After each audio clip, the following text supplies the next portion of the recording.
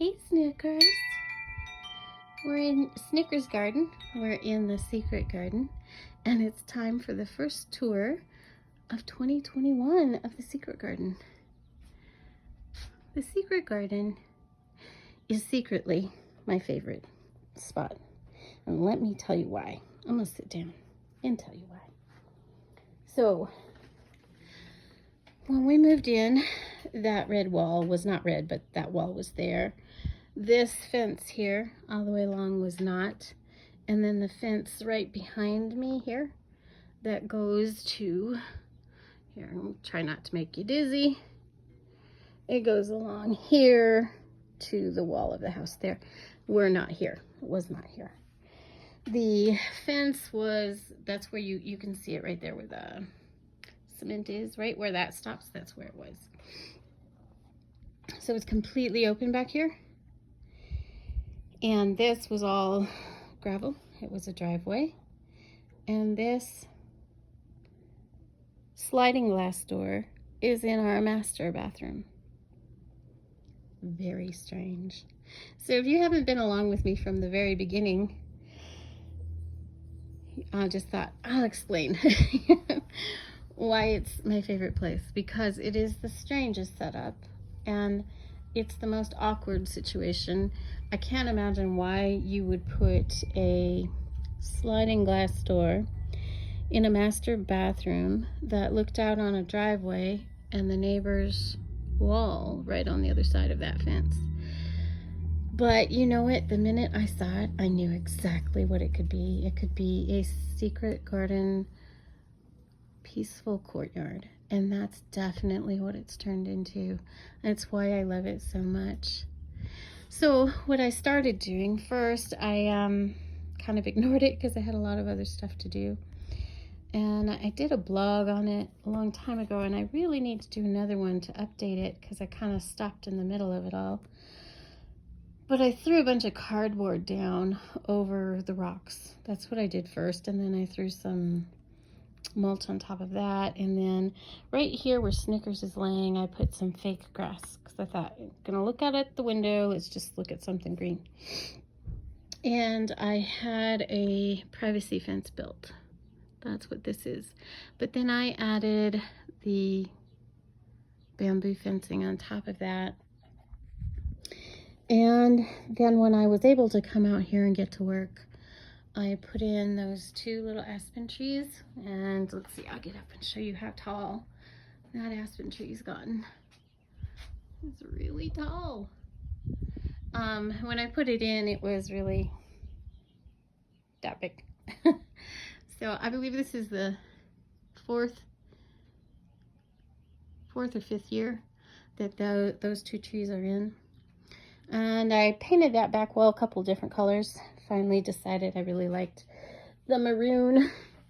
And at the moment, if you'll see, like right there in that corner, it's a weird red. That's because when I lime washed this wall, the lime wash got onto that and never could get it off. So, and I didn't have the right red, but I just went ahead and threw some red on there because it was better. When I'm able to get the right red again, I'll fix that up. Anyway, so the fence went up, so we had it all closed in and it was private.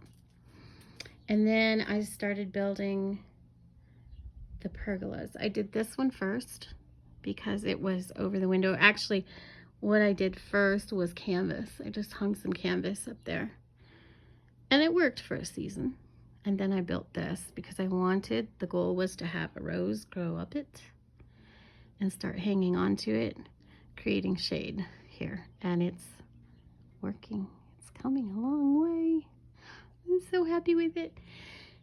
And then I built that pergola on that end because I felt like it needed a little bit more. And then I put the brick down, kind of just laid it down. It's not professionally done at all. Same thing here. Put the brick down. It took a whole summer just collecting the bricks, hauling them in, digging up the dirt, putting it down. And then I tried to put some grass in here, and it was bad grass that I got. It had actually died inside. I rolled it out. It looked really good for one day. And then it turned it completely brown.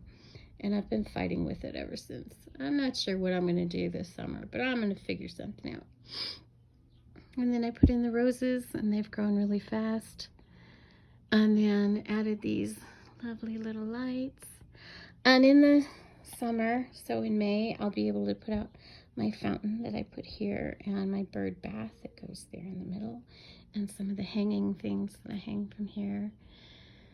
It just makes such a nice quiet moment at the end of the day, or even the beginning of the day. I think I'll be coming out here with the teas some with you guys, and then in the evenings I'll go ahead and, you know, sit here with the fountain going. I do that sometimes. See, so last year I put in the lime wash on the wall, and that just brightened it up so much in here. But I did have honeysuckle growing along that wall, and I had to pull them back, and I thought they would survive it, but they did not. So I haven't replaced it, but I think I will go ahead and put honeysuckle just right behind this one and right behind that one. I did get a honeysuckle in this pot, and it survived all year. And then I have along the back here, there are seeds in there for the ground cherries that grew there last year. Here, I'll sit on this side and you can look at that direction. Put my foot up on the table. Hey, Snickers. Our old Snickers is 18 now. Yeah, getting older on us. He's a fun guy, and he loves his secret garden. That wall back there, that fence wall there, I have some big plans for this summer, but I'm not going to say what they are because I just want to make sure that it gets started before I tell you. And once it gets started, it'll be a fun project to follow through. But it's going to be a few months before I know if it's going to get started, but I really have an exciting plan for there, but we'll see. You see that jacket hanging there on the wall? It's a lovely vintage jacket. It's an example of what you have to do when you have to live a chemical-free life. It's vintage. I got it from a wonderful vintage seller.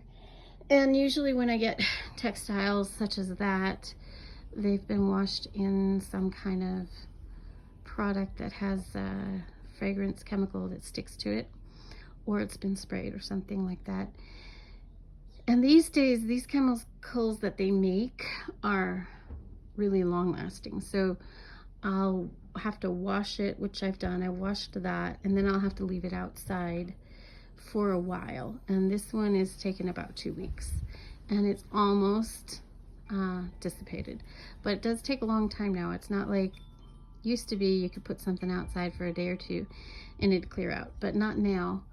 And it's just, you know, it's not a big issue.